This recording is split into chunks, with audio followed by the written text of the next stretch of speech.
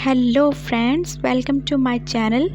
Friends, आज मैं आप लोगों के साथ हिडन रिवेंज का थर्ड पार्ट शेयर करूंगी। तो चलिए शुरू करते हैं। फ्रेंड्स, इस पार्ट के स्टार्ट में हम देखते हैं कि एक मर्द और एक औरत एक अंधेरे कमरे में बैठे हैं। हमें उनके चेहरे तो नज़र नहीं आते, लेकिन उनकी बातें हम आसानी से सुन सकते हैं। वो औरत बहुत ज़्यादा रो रही थी, वो बहुत ज़्यादा दुखी थी और मर्द उससे बस डरा धमका रहा था।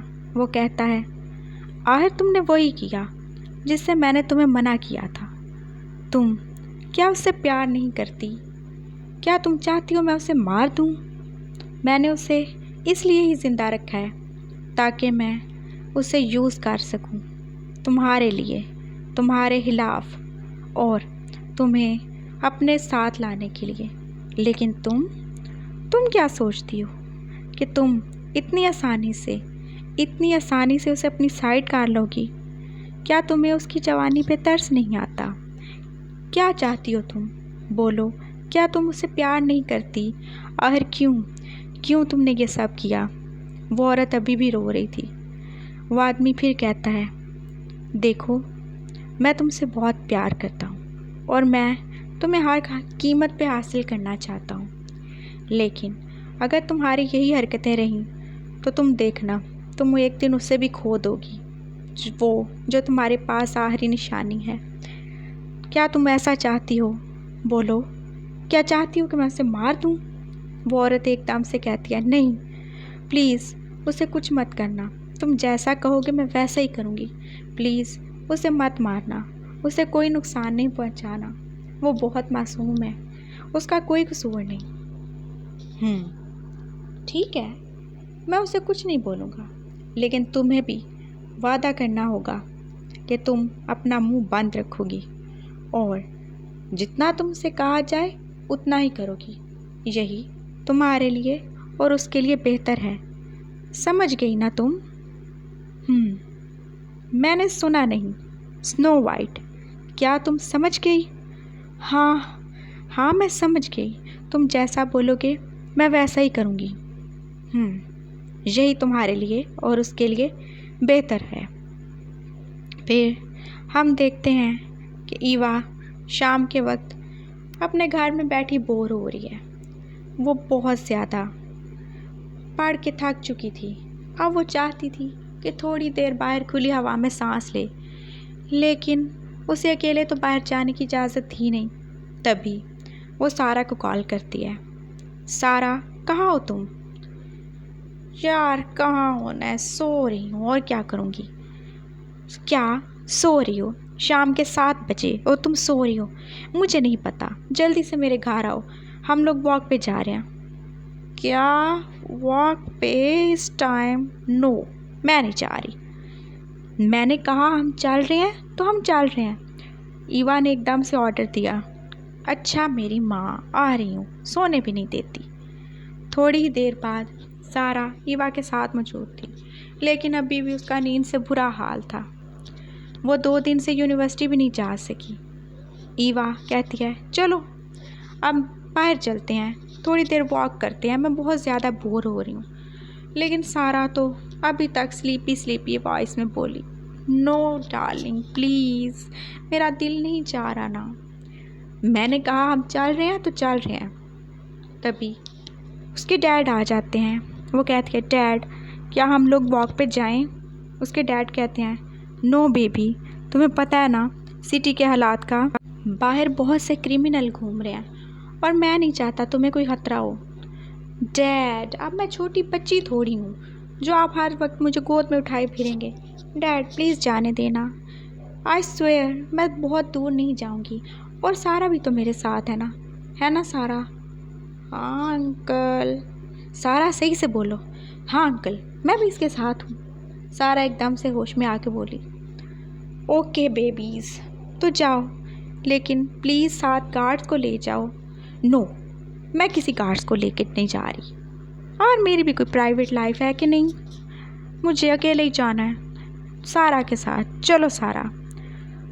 क्या करूं मैं इस लड़की का, क्या ही करूं मैं इस लड़की का? ये बहुत ज़िद्दी है, ये अपनी हर बात मनवा लेती है। ईवा सारा के साथ अब बाहर आ चुकी थी। वो शहर की खूबसूरती देखने में गुम थी। ओह, कितनी बड़ी बड़ी बिल्डिंग्स हैं यहाँ पे भी। मैंने सोचा नहीं था कि चाइना में इतनी बड़ी बिल्डिंग्स होंगी। तो तुम क्या सोचती थी? सब कुछ तुम्हारे यूएसए में होता है। हमारे चाइना ने भी बहुत ज़्यादा तरक्की कर ली है। हाँ ठीक है, तुम्हारा चाइना भी बहुत ज़्यादा तरक्की कर चुका है, लेकिन यूएसए की तो बात ही और है। अरे वो देखो, अचानक ईवा की नज़र एक छोटे से खरगोश के बच्चे पे पड़ी। मैं उसे पकड़ूं क्या? सारा बोली। अरे नहीं, तुम उसके पीछे कहाँ जा रही हो? नहीं नहीं, मुझे तो उसे पकड़ना है। और ईवा उस खरगोश के बच्चे के पीछे भागने लगी। सारा उसे रोक रही थी। अरे रुको, कहाँ जा रही हो तुम? वहाँ तो जंगल का रास्ता है ना। नहीं, मुझे वहीं जाना है। मैं उस बच्चे को पकड़ के रहूँगी, वो कितना क्यूट है, मुझे वो चाहिए। ईवा, मैं कहती हूँ पागलपन बंद करो। नहीं, मैं जा रही हूँ। और ईवा उसके पीछे भाग रही थी और सारा ईवा के पीछे। अचानक भागते भागते उन्हें एहसास हुआ कि 3-4 लड़के उनका पीछा कर रहे हैं। एकदम से ईवा की सारी अकड़ जैसे दूध के झाग की तरह बैठ गई थी। सारा, ये हमें ऐसे क्यों घूर रहे हैं? क्योंकि ये अच्छे लोग नहीं हैं ईवा। सारा, मुझे बहुत डर लग रहा है, अब क्या करें? क्या करना है ईवा? 11 नंबर की बस पकड़ो। क्या? 11 नंबर की बस? अरे 11 नंबर की बस पकड़ने का मतलब है भागो यहाँ से, 9 तो 11 हो जाओ। हाँ, डैड सही कह रहे थे, काश मैं गार्ड्स को ले आती। चलो भागो। वो तेज़ तेज़ भाग रही थी। अचानक ईवा किसी की बाइक से टकरा गई। ओह नो गॉड, फिर से नहीं। वो कोई और नहीं बल्कि एरन था, जो शाम के वक्त क्लासेस लेने के बाद घर जा रहा था। तुम? उसने ईवा को देखते कहा। क्या तुमने कसम खाई हुई है कि मेरी बाइक से टकराओगी? आखिर तुम्हें मरना है तो कहीं और जाके क्यों नहीं मरी? क्यों तुम अपनी सुसाइड का इल्ज़ाम मेरे साथ डालना चाहती हो? तुम क्या चाहती हो? लोग मुझे मर्डर बोलें? तुम क्या चाहती हो? मुझे फांसी हो जाए? अरे यार, कितना बोलते हो यार, प्लीज़ चुप हो जाओ, हमारी हेल्प करो। क्या? कैसी हेल्प? अब एरन ने देखा 3-4 लड़के उनके पीछे आ रहे थे। मैं क्या हेल्प करूं? मैं उनसे लड़ सकता हूं क्या? मैं तो खुद देखो कितना वीक हूं। ओह, तुम और वीक, सही कहते हैं, तुम हो यूज़लेस बॉय। चलो आप हमारी हेल्प करो। कैसी हेल्प? ये कहते ही अभी एकदम से ही अचानक ईवा उसके पीछे बाइक पे बैठ गई। अरे ये क्या कर रही हो? दूर हटो मुझसे, मैं ऐसे चिपको नहीं। सारा बैठो, जल्दी करो। इससे पहले कि एरन कुछ और कहता, ईवा के पीछे सारा भी बैठ चुकी थी और ईवा ने उसे धक्का मारा। अब स्टार्ट करो। क्या मतलब? मैंने कहा स्टार्ट करो। तुम क्या चाहती हो कि हम लोग यहाँ पे लुट जाएं? भागो यहाँ से, स्टार्ट करो। और एरन एकदम से बाइक को स्टार्ट कर लेता है। लेकिन हम जा कहाँ रहे हैं? ऑफ कोर्स मेरे घर जा रहे हैं। क्या? तुम्हारे घर? लेकिन मुझे क्या पता तुम्हारा घर कहाँ है? वो बुद्धू मैं हूँ ना तुम्हें बताने के लिए कि मेरा घर कहाँ है और उसका एड्रेस किधर है। हाँ ठीक है, चलो बताओ। और ईवा उसके पीछे बैठ के उसको अपने घर का एड्रेस बता रही थी। अरे मैंने कहा पीछे होके बैठो, देखो तुम्हारे बाल उड़ उड़ के सारे मेरी आंखों के आगे आ रहे हैं। वो हेलमेट के अंदर से बोला। हाँ तो तुमने हेलमेट भी तो पहना है। अरे मेरी माँ, हेलमेट तो पहना है लेकिन हेलमेट के आगे बाल भी तो आ रहे हैं ना। जब नज़र नहीं आएगा तो क्या होगा? एक्सीडेंट होगा और फिर तुम बोलोगी कि मैंने तुम्हें मरवा दिया। तुम क्या चाहती हो? मैं मर जाऊँ और तुम्हें भी साथ लेकर मरूँ? मैं मरना नहीं चाहता। और हमारे पास एक और बच्ची भी तो है ना। बच्ची? कौन बच्ची? अरे ये जो तुम्हारी फ्रेंड है। मैं बच्ची नहीं हूँ, मैं इसकी फ्रेंड हूँ। सारा जो आधी सोई हुई थी एकदम से बोली। हाँ वो बच्ची नहीं है। अच्छा, मुझे तो बच्ची ही लगी है, बिल्कुल छोटी सी। देखो कितनी मासूम है, तुम्हारी तरह तो नहीं है, एकदम से अकड़ू सी। हाँ ठीक है, मैं अकड़ू हूँ, मैं जो भी हूँ, प्लीज़ चलो आप, जल्दी चलो। और इसी तरह नोक झोंक करते करते वो ईवा को उसके घर ले जाता है। ईवा के डैड अभी मीटिंग अटेंड करने के लिए निकल ही रहे थे कि उन्होंने ईवा को देखा जो बाइक से उतर रही थी और उसके साथ एक और लड़की भी थी जो कि सारा थी। लेकिन वो लड़का कौन था जो उन्हें लेके आया था? वो अचानक से उसके पास जाते हैं और कहते हैं, बेबी क्या हुआ तुम्हें? तुम तो वॉक पे गई थी ना। और ये कौन है जिसके साथ तुम आई हो?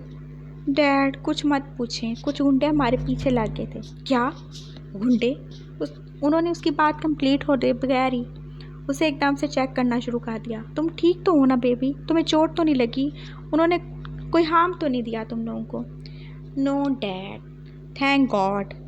और इस यूजलेस बॉय का भी थैंक्स जिसने हमारी मदद की और हमें घर पहुंचा दिया। ईवा, एक दोस्त ने तुम्हारी हेल्प की और तुम्हें उसे यूजलेस बोल रही हो? इट्स ओके अंकल, ये तो है ही ऐसी। हाँ बेटा, लेकिन इसको ऐसे नहीं होना चाहिए ना। और इसे कब अकल आएगी?